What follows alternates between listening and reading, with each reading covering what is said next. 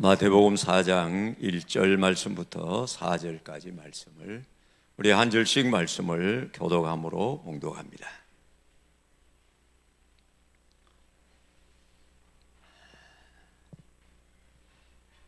그때에 예수께서 성령에 이끌려 마귀에게 시험을 받으러 광야로 가사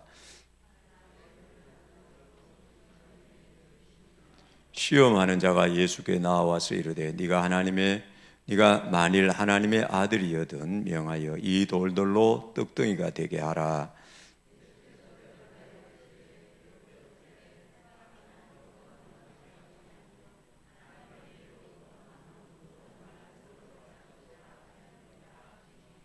아멘. 추석을 잘 지냈습니까? 오늘 말씀의 제목은 모든 말씀으로 살 것이라.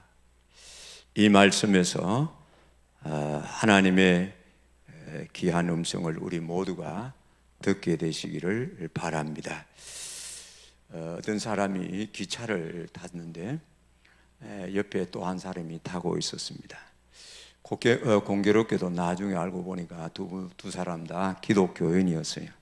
시간이 흘러서 점심시간이 되었는데 그 가운데 한 사람이 가방에서 준비한 떡덩이와 우유 한 팩을 꺼내가지고 두 손에 잡고 잠시 묵상 기도를 합니다.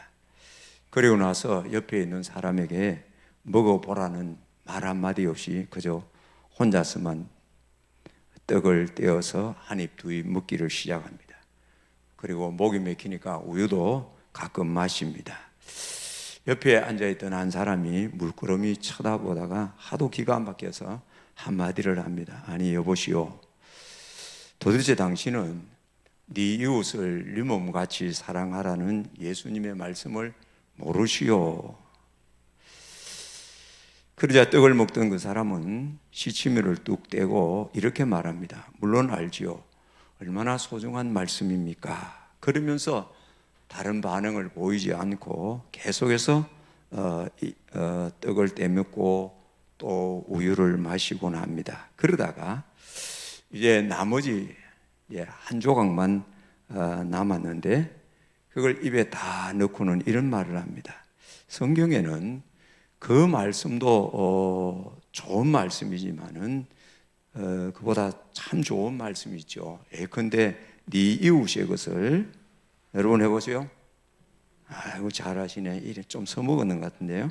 네 이웃의 것을 탐내지 말라라는 말씀, 얼마나 귀한 말씀입니까?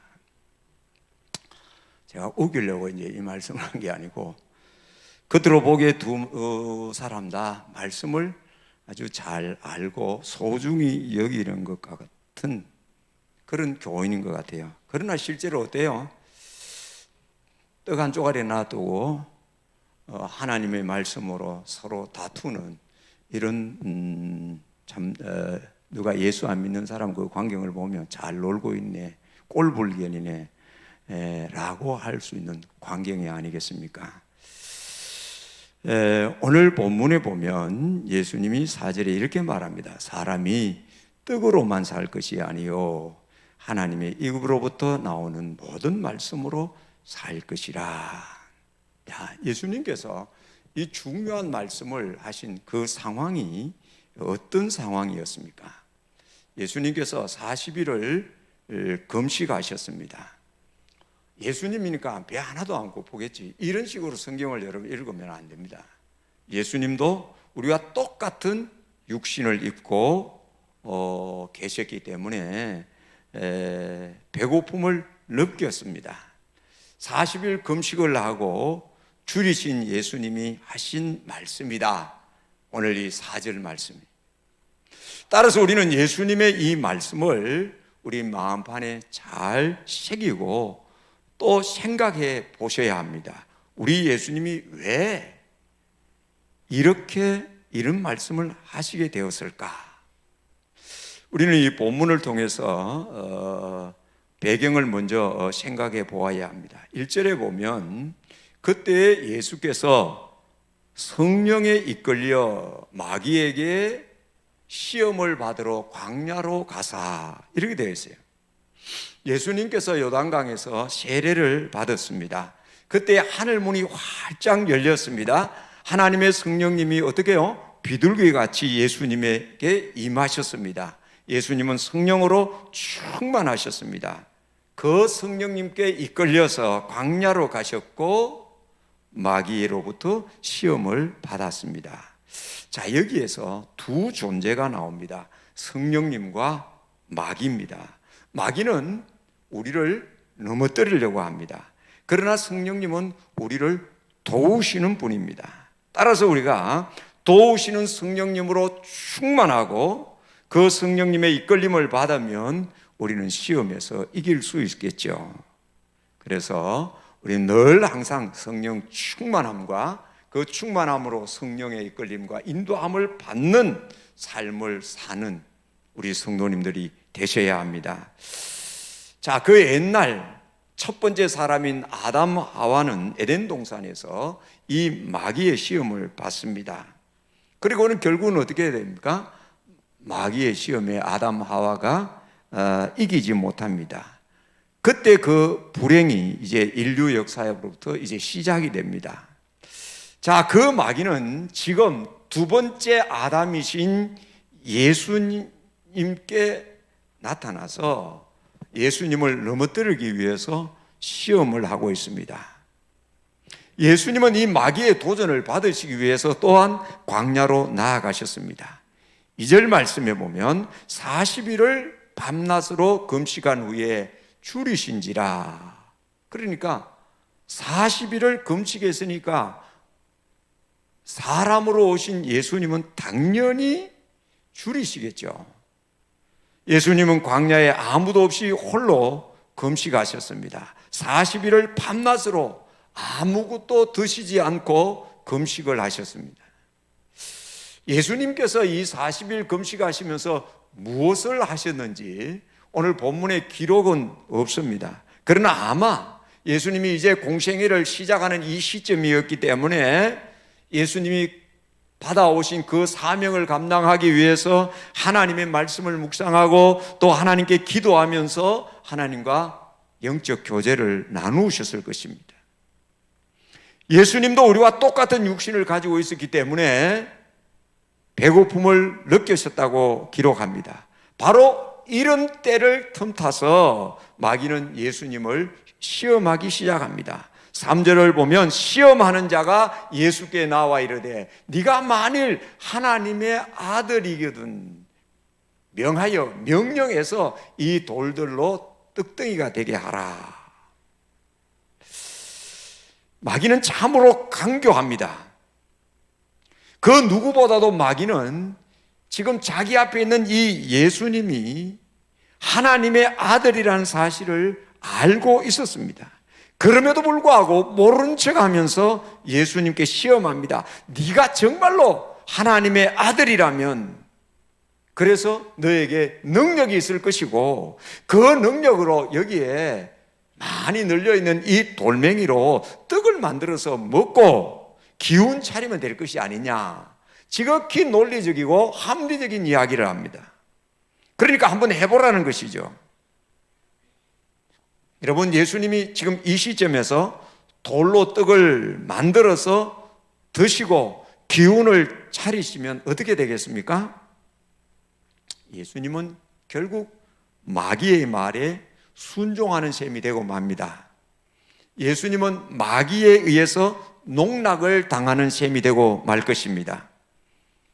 그래서 마귀는 예수님을 조롱할 것입니다. 하나님 아들이라고 별 볼 일 없네. 배고프니까 사족을 모셔내. 그러면서 놀릴 것이 아닙니까? 예수님은 하나님의 아들로서의 그 능력을 인류를 구원하기 위한 사역을 위해 쓰시지 않고 자기 개인의 문제를 해결하기 위해서 그 능력을 쓰는 셈이 되고 말 것입니다. 장차 예수님은 온 인류의 죄를 지시고 그 십자가의 고통까지 견디고 참아야 하는데 지금 자신의 그 고통을 이겨내지 못하고 참지 못하여서 돌로 떡덩이를 만들면 이게 우스운 꼴이 되고 말지요. 자, 지금 마귀는 이것을 노리고 있는 것입니다.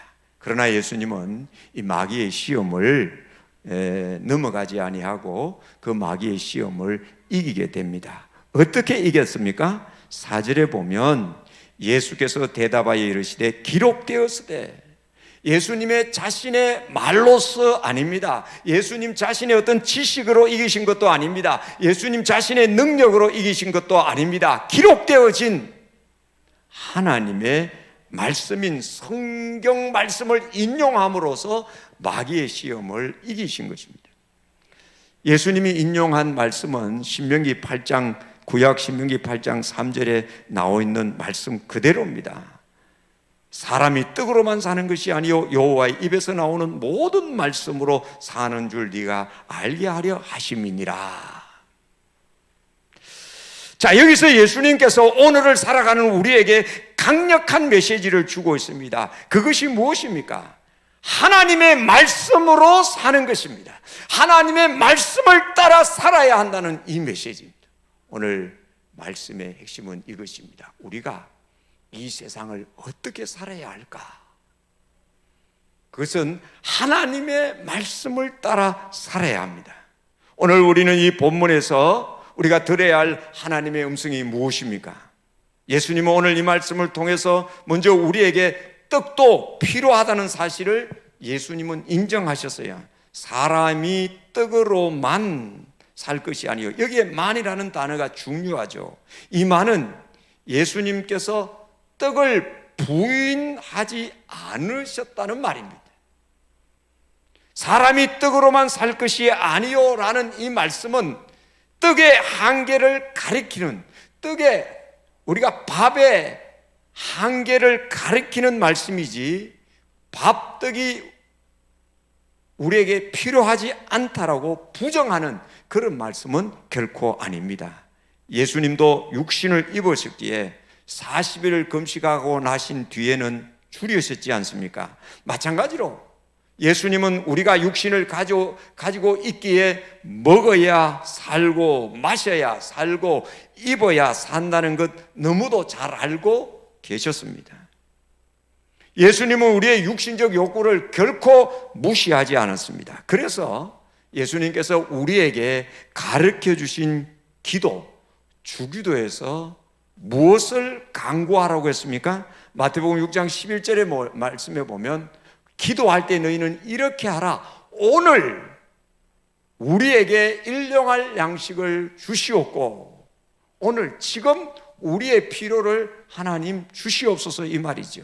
일용할 양식을 위해서 간구하라고 예수님이 가르쳐 주고 있습니다. 우리가 일용할 양식을 위해서 간구할 때 하나님 우리 아버지께서 채워주신다는 것이죠. 예수님은 우리에게 기도를 가르쳐 주시기 직전에, 주기도를 가르쳐 주시기 직전에 또한 이런 말씀을 합니다. 마태복음 6장 8절에 보면 그러므로 그들을 본받지 말라. 그리고는 구하기 전에 너희에게 있어야 할 것을 하나님 너희 아버지께서 아시느니라. 그러므로 그들을 본받지 말라. 바리새인들이 행하고 있는 그 외식적인 기도를 본받지 말아라. 형식적인 기도하는 것 본받지 말아라. 그렇게 기도 안 해도 무엇이 필요한지 구하기 전에 다 알고 계신다. 그럼에도 불구하고 하나님 앞에 기도하라는 말씀이죠. 우리 아버지 하나님께서 우리의 육신적 요구를 무시하지 아니하시고 필요한 모든 것을 공급해 주신다는 것입니다. 그러면서 예수님은 그 6장에 계속되어지는 말씀을 보면 예를 들어서 예수님이 설명합니다. 마태복음 6장 26절에서 33절에 나오는 말씀입니다. 26절에 보면 공중의 새를 봐라. 심지도 않고 그렇다고 거두지도 않고 창고를 만들어서 모아들이지 않는데 하나님께서 그 공중의 새들도 기르시지 않느냐. 28절에 들의 백합화가 어떻게 자라는지 생각해봐라. 수고도 않는다. 옷감도 이렇게 만들지도 않는다. 하지만 그 백합화가 입은 그 아름다움은 솔로몬의 모든 영광과 비교되지 않는다. 그리고 30절에 뭐라고 말합니까? 아궁이에 던지는 들불도 하나님께서 이렇게 입히시거든 하물며 너희를 어떻게 해요? 잊겠느냐? 31절에 그러므로 너희는 무엇을 먹을까 마실까 입을까 염려하지 말라. 이것은 이방인들이 구한다. 그리고는 32절에 너희 하늘 아버지께서 이 모든 것이 너희에게 있을 줄 알고 있다. 그러니 6장 33절에 너희는 먼저 그의 나라와 그의 의를 구하라. 그리하면 이 모든 것을 너희에게 주시리라, 더하시리라 말씀합니다. 그러니까 예수님은 우리가 육신을 입고 있기 때문에 떡이 필요한 존재라는 사실을 너무도 잘 알고 계십니다. 예수님은 우리의 육체적 문제를 결코 무시하지 않습니다.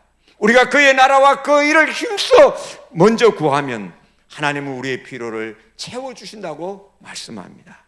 오늘 물질이 필요한 우리 성도들에게 주님께서 이 물질을 채워주시기를 원합니다. 건강이 필요한 자들에게 건강을 채워주실 줄 믿습니다. 마음의 평강을 필요로 하는 분들에게는 주께서 마음의 평강을 허락해 주시기를 원합니다. 빌립보서 4장 19절을 우리 같이 한번 읽어봅니다. 빌립보서 4장 19절입니다. 시작. 나의 하나님이 그리스도 예수 안에서 영광 가운데 그 풍성한 대로 너희 모든 설 것을 채우시리라. 아멘. 오늘 우리의 필요가 하나님으로부터 채워지는 이런 은혜를 사랑하는 우리 모든 성도님들이 누리게 되시기를 주님의 이름으로 축원합니다.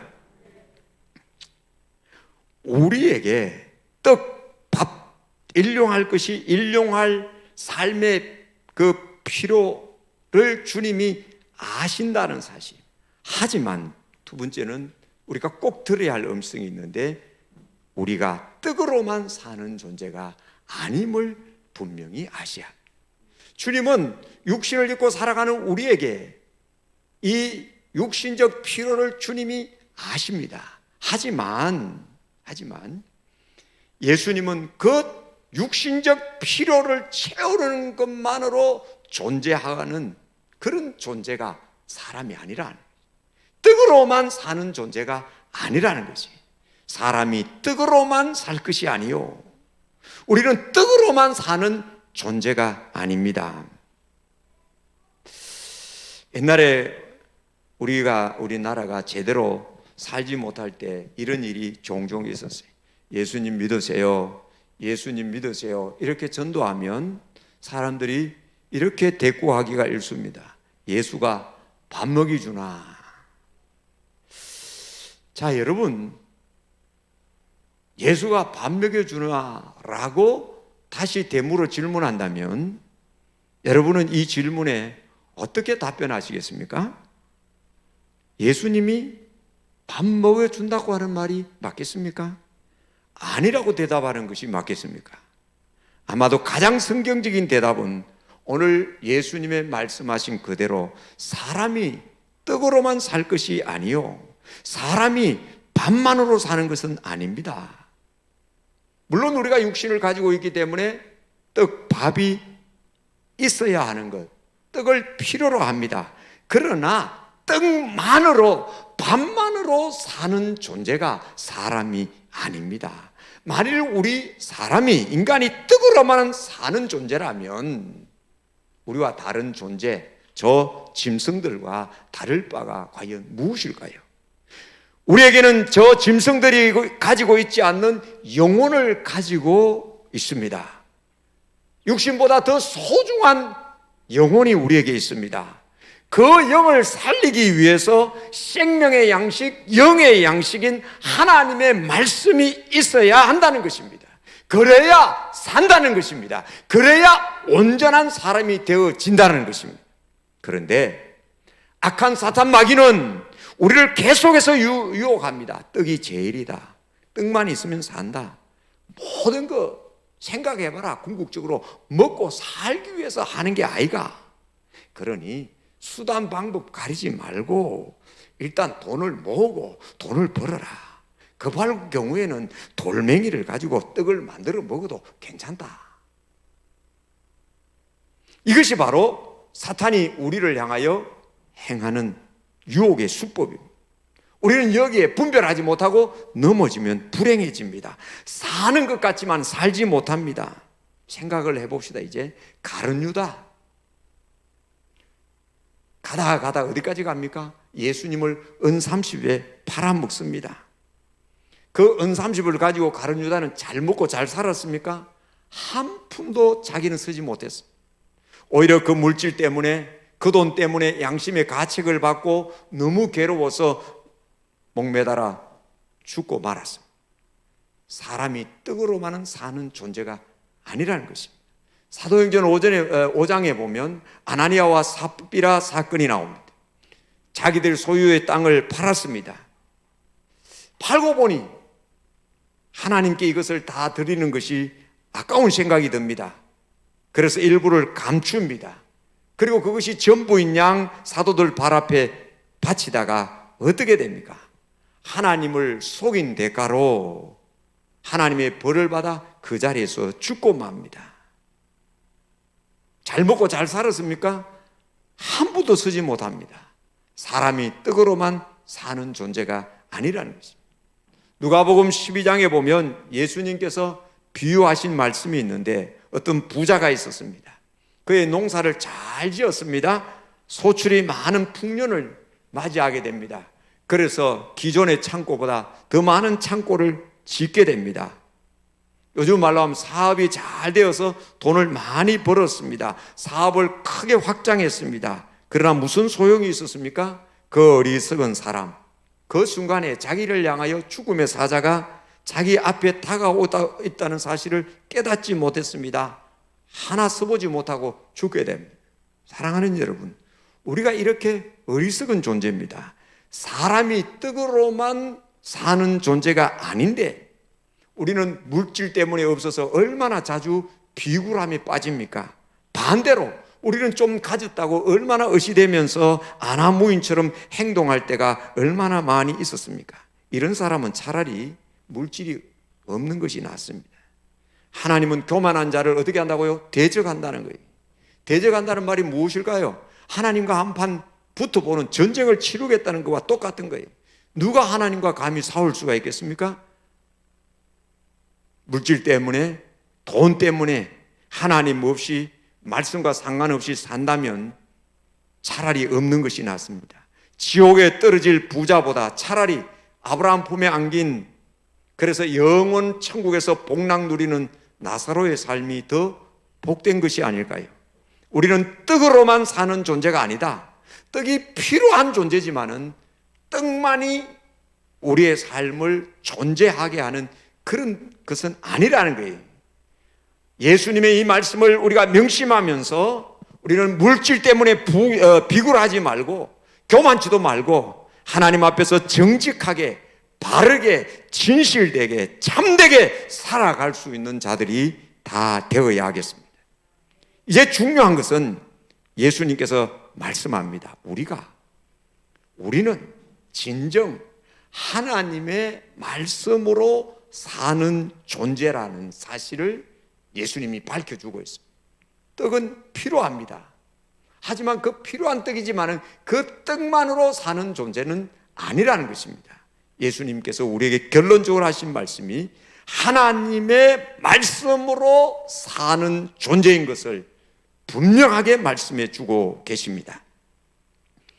예수님은 광야에 홀로 계셨습니다. 40일을 금식하며 줄였었습니다. 그 절박한 상황에서 예수님은 어떻게 시험을 이겨냈을까요?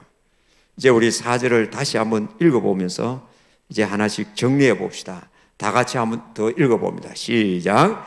예수께서 대답하여 이르시되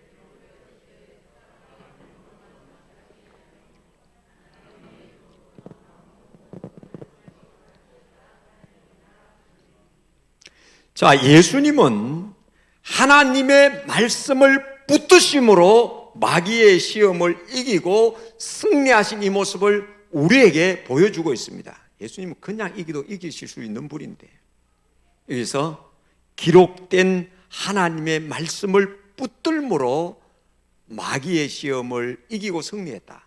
이것은 우리에게 무엇을 분명하게 지시할까요?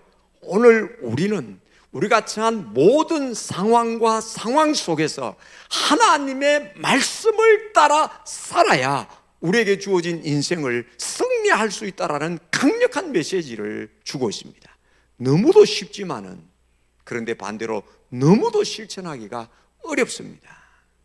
하지만 우리는 예수 그리스도를 닮아가야 할 운명을 타고난 자이기에 예수님이 행하신 이 모습을 우리는 모방, 흉내내어서 어떻게 하든지 삶 가운데 이것을 계속 적용함으로 우리가 말씀을 따라 살아가는 삶을 우리는 해내셔야 합니다.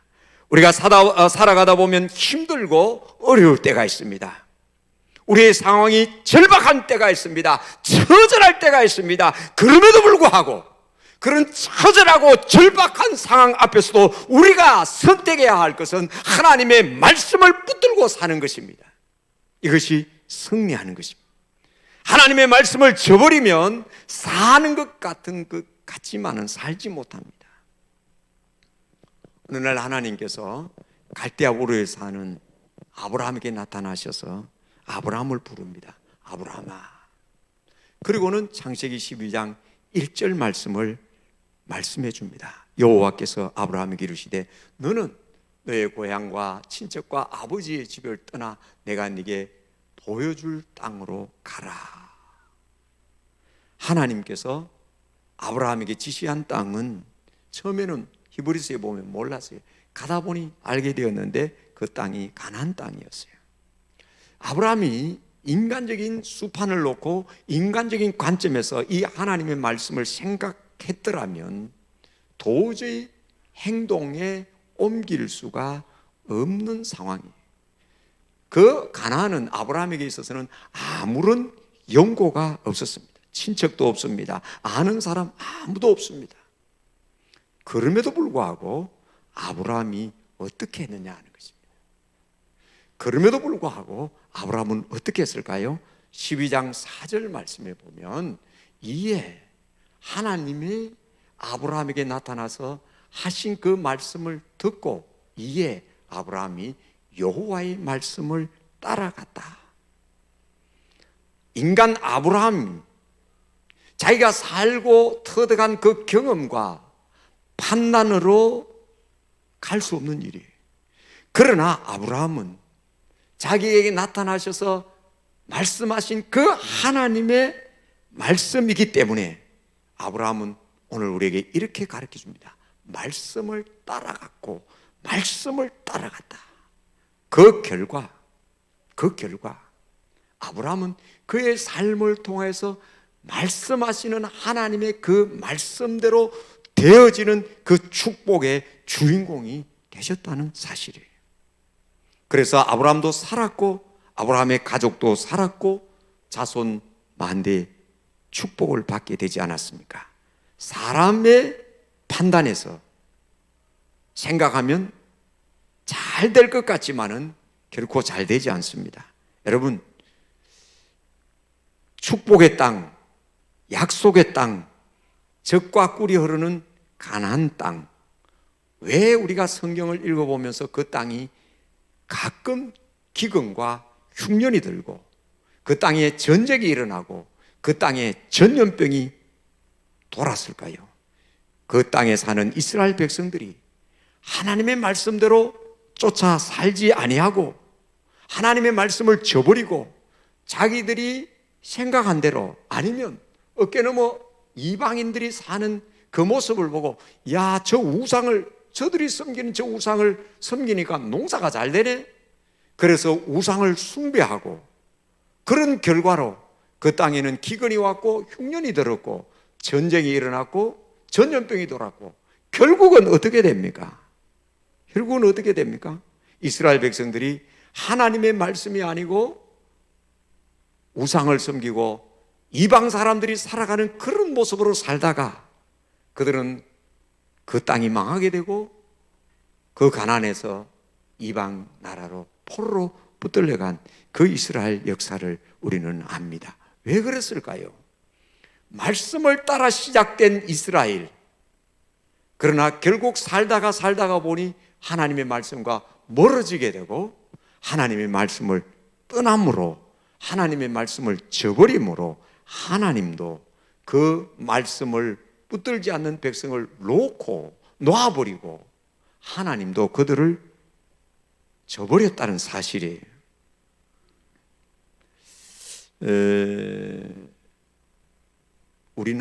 우리가 가지고 있는 이 한글 성경을 번역하는 데 지대한 공헌을 세운 선교사님이 존 노스 선교사님이에요.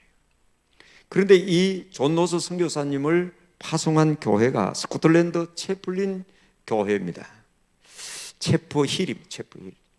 그런데 2000년 3월에 이 스코틀랜드 채프힐 교회는 결국 문을 닫고 말았습니다.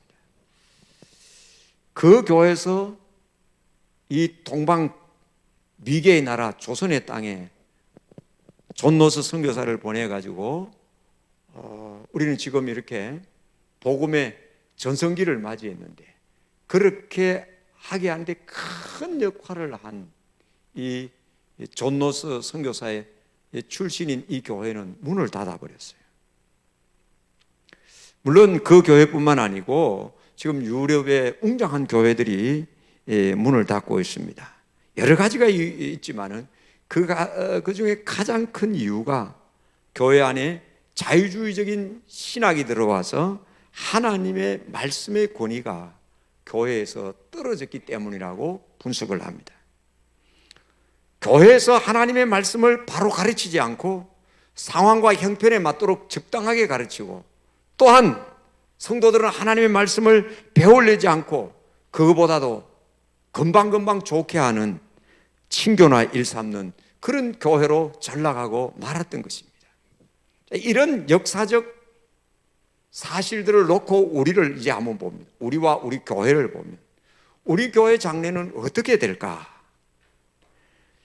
오늘 우리가 하나님의 이 말씀, 하나님의 이 말씀인 성경을 우리 손에서 떠나게 될 때, 그리고 이 하나님의 말씀을 귀 기울여 듣고 그 말씀을 쫓아 사는 것을 우리가 게을리할 때,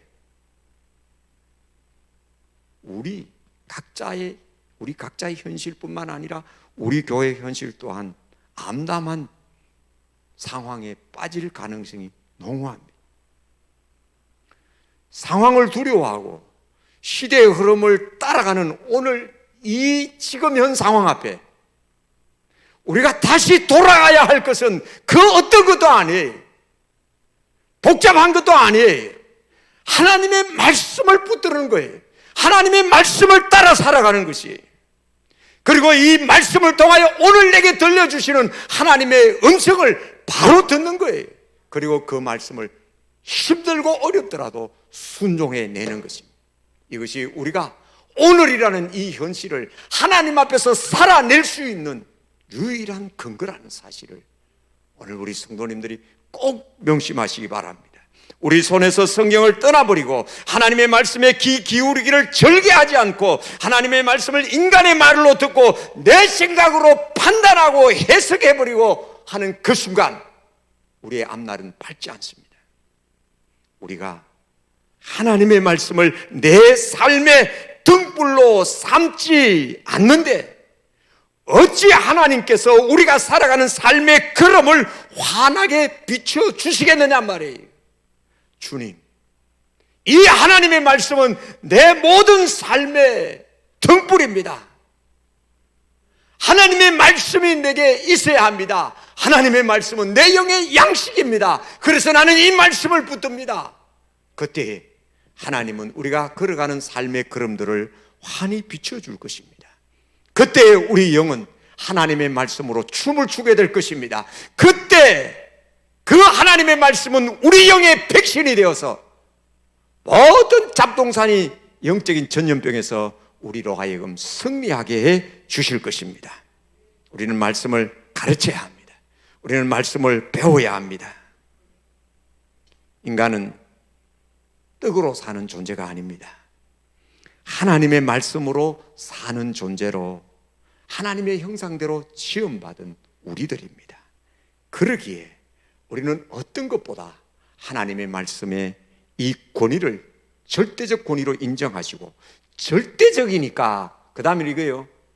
상대적이면 이렇게도 해보고 저렇게도 해볼 수 있지만은 절대적인 것이기 때문에 타협할 수가 없어요.